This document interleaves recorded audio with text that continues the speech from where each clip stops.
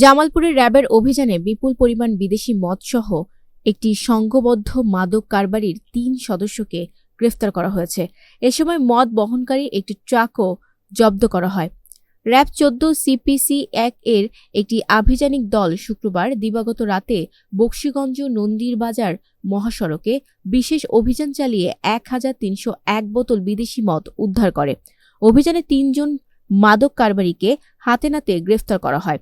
শনিবার সকালে র্যাব ১৪ এর অধিনায়ক মেজর আসিফ আল রাজেক এক সংবাদ সম্মেলনে এসব তথ্য নিশ্চিত করেন। র্যাব সূত্র জানায়, জামালপুরের বকশীগঞ্জ, দেওয়ানগঞ্জ, রৌমারী, রাজীবপুর, শ্রীবরদী, নালিতাবাড়ী ও শেরপুর জেলার ঝিনাইগাতী উপজেলার একটি সংঘবদ্ধ মাদকচক্র দীর্ঘদিন ধরে সীমান্তবর্তী এলাকা দিয়ে বিদেশ থেকে মাদকদ্রব্য আমদানি করে দেশের বিভিন্ন স্থানে সরবরাহ করে আসছিল।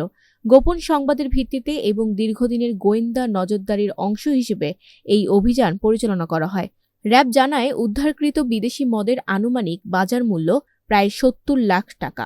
জব্দকৃত ট্রাকের মূল্য প্রায় ৩০ লাখ টাকা। অন্যান্য মালামাল সহ মোট উদ্ধার ও জব্দকৃত সম্পদের মূল্য দাঁড়ায় ১,৯৬,৮০৫ টাকা। সংবাদ সম্মেলনে মেজর আসিফ আল রাজেক বলেন, গ্রেফতারকৃতদের বিরুদ্ধে মাদকদ্রব্য নিয়ন্ত্রণ আইনে নিয়মিত মামলা দায়েরের প্রস্তুতি চলছে।